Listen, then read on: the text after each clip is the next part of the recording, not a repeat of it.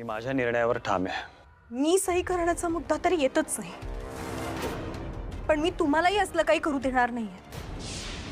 कारण हे करायला आपण मुंबईत नाही आलोय. मुळात मी मुंबईला आलो हेच माझं चुकलं. मला आधीच कळायला हवं होतं तुझं आणि माझं जग वेगळं आहे. काय म्हणालात तुम्ही आता? आपलं जग वेगवेगळं. माझ्या स्वप्नांना तुम्ही आपलं मानलं होतं ना, म्हणूनच आपली मतं एक झाली होती, आपले विचार एक झाले होते. मग आपलं जग वेगवेगळं कसं झालं सांगू शकाल का तुम्ही मला? हे बघ बोलू, मला त्याविषयी आता काही बोलायचं. वाह, तेजाताई तुम्ही हो, तुमचे पराक्रम कळले ना, त्यामुळे यावं लागलं. Are you out of your mind? मला माहिती आहे की तुमचं भांडण झालंय, आता सध्या नाही पटत आहे, पण म्हणून डायरेक्ट डिवोर्स? एक मिनिट तेजा, प्लीज काम डाऊन यार. मनोज, वल्लरीताई, बोलून काहीतरी मार्ग सापडेल. काय बोलायचं हर्षित? जे काही घडतंय त्याचा आमच्या संसारावर जो परिणाम व्हायचा आहे तो ऑलरेडी झालाय. अरे पण शांतपणे बसून गोष्टी सॉर्ट करता येऊ शकतात ना. Direct divorce? तेजाताई, वल्लरी मॅडम,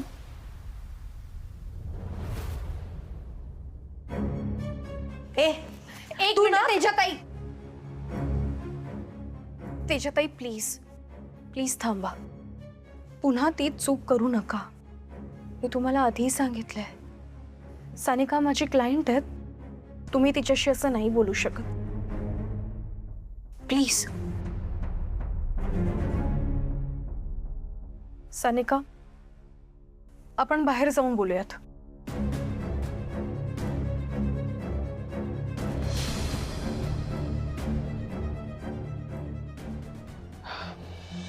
तेजात आहे, जाऊ द्या. तुम्ही काही सॉर्ट आउट करण्याच्या भानगडीत पडू नका. मला नाही वाटत आमचा संसार पुन्हा आधीसारखा होईल. ते आता कितीही प्रयत्न केला तरी आमचा डिवोर्स होणार हे मात्र नक्की.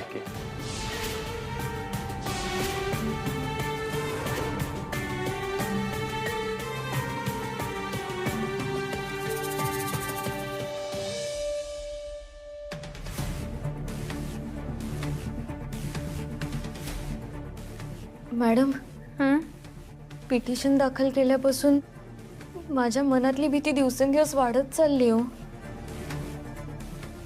सानिका, आपल्याला जर काही केस जिंकायची असेल तर असं घाबरून नाही चालणार आहे.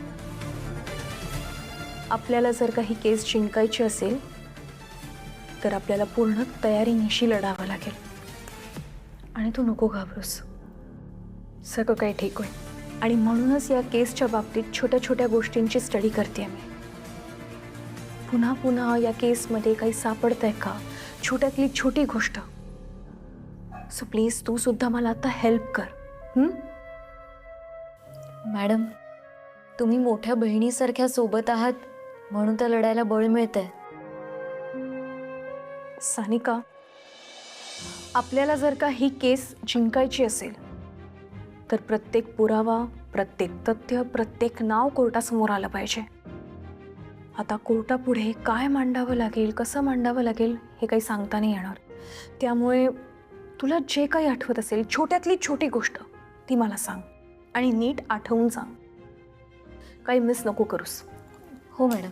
सगळ्यात पहिले जे जे आरोपी आहेत त्यांची एक लिस्ट तयार करूया आणि त्यांच्या छोट्या छोट्या डिटेल्स आपण लिहून काढूयात.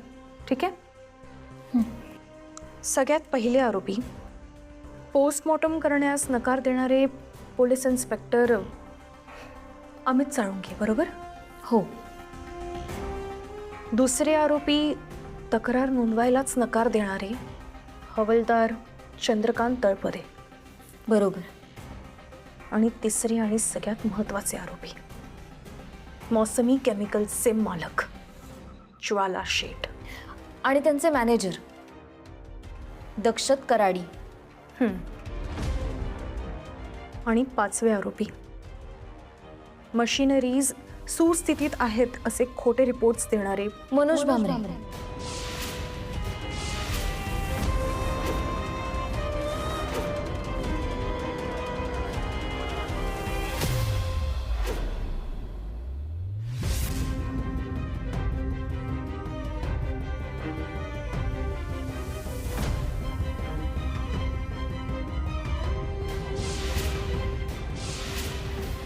मॅडम, तुम्हाला किती वेदना होत असतील मी समजू शकते. सानिका, सत्य लपवून न्याय नाही मिळू शकत. आपल्याला जर का न्याय हवा असेल तर माझ्या वेदना, माझ्या भावना या महत्वाच्या नाही आहेत. खरंच मानलं तुम्हाला.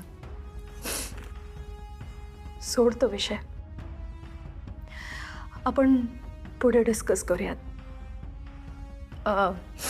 मला सांग, सगळ्यात पहिले आरोपी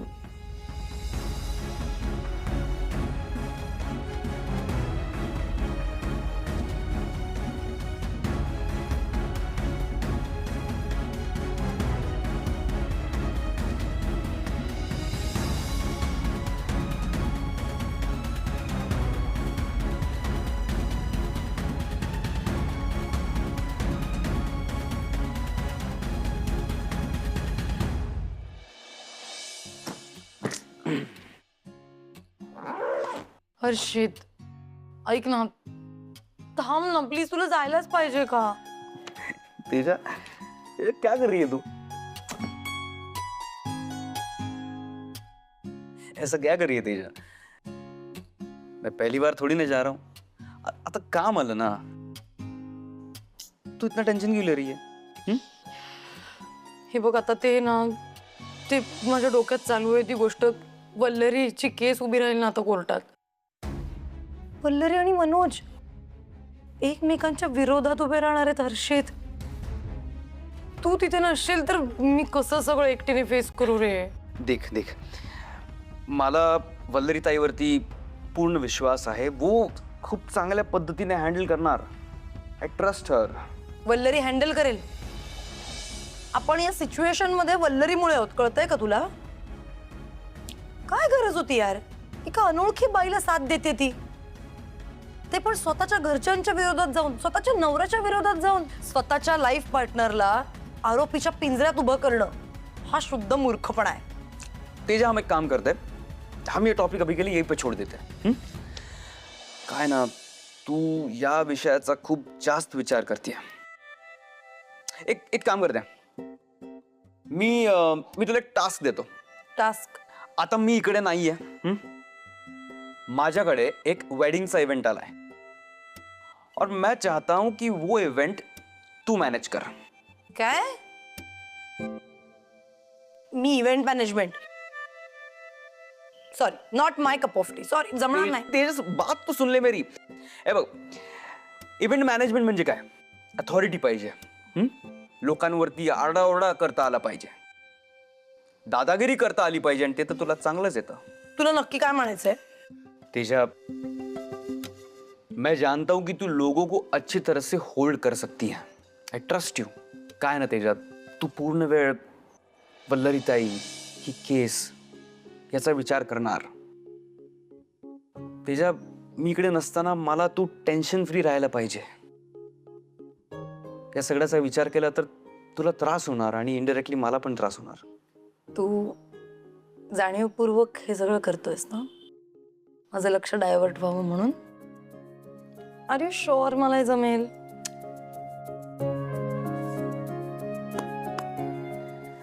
101% शुअर. ठीक आहे, मग करेन मी. डोंट वरी. चला.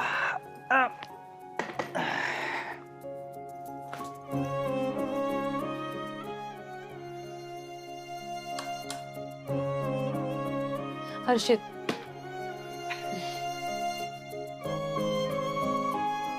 Travel safe. या.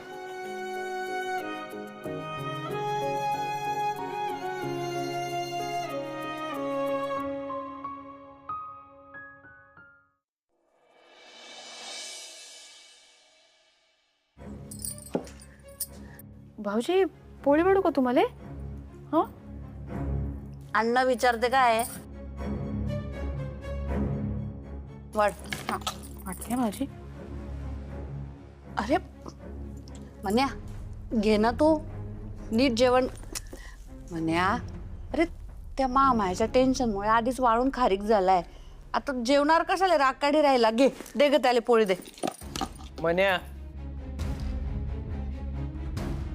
अरे किती दिवस असा सुटकी चेहरा करी सन बसणार आहे तू? अरे पुरुषासारखा पुरुष आहे तू. एक गाव दोन तुकडे करी टाकायचे ना. आणि त्या वल्लरीसाठी तू अजिबात बी वाईट वाटून घेऊ नकोस. तू या तो वल्लरीला सोड चिठ्ठी देण्याचा निर्णय अगदी बरोबर आहे. अरे जे बाई नवऱ्याला गुन्हेगार सिद्ध करायला निघाली त्याच्यासोबत कसला आला रे संसार? दादा,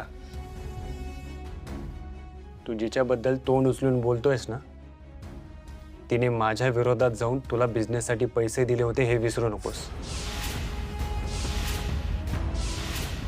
तिने तुझ्यावर विश्वास दाखवला आणि तू तिच्याबद्दल असा विचार करतोयस. आणि आई, तू काल मला म्हणालीस त्या डिवोर्स नोटीसवर माझी खोटी सही तू केलीस. तुला मराठी धड लिहिता येत नाही, माझी इंग्रजी सही हुबेहूब केलीस. खोटं बोलत होतीस ना? माझी खोटी सही कोणी केली हे मला कळायला हवं.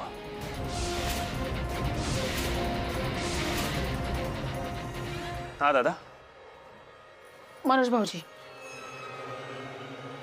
वल्लरीला घटस्फोट द्यायचा निर्णय पूर्णपणे तुमचा आहे. हा कोणी तुमच्यावर जबरदस्ती केलेली नाहीये की नाही? नाही किती. वल्लरीला डिवोर्स देण्याचा निर्णय पूर्णपणे माझा आहे. पण डिवोर्स नोटीसवर माझी खोटी सही कोणी केली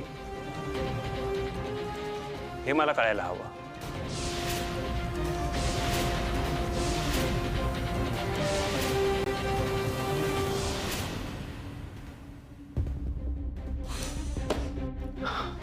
एक गोष्ट तुम्ही तिघांनी कान नीट उघडे ठेवून ऐका. मी वल्लरीला डिवोर्स माझ्या वैयक्तिक कारणामुळे देतोय. पण माझं तिच्यावरचं प्रेम, तिच्यावरचा विश्वास हा कधीही कमी होणार नाही. म्हणून एक गोष्ट तुम्ही तिघांनी कान नीट उघडे ठेवून ऐका. या घरात वल्लरीच्या विरोधात कोणी एक शब्द जरी बोलला ना, ते मी खपवून घेणार नाही. लक्षात ठेवा.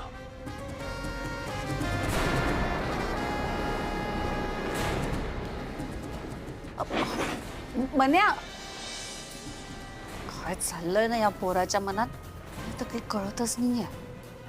सासूबाई, आपल्याला सोडा, त्यांचं त्यांना तरी कळते का देवास ठाऊक.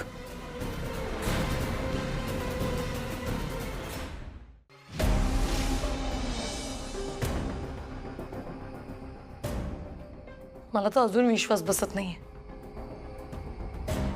की हे दोघं इतक्या टोकाला कसे जाऊ शकतात.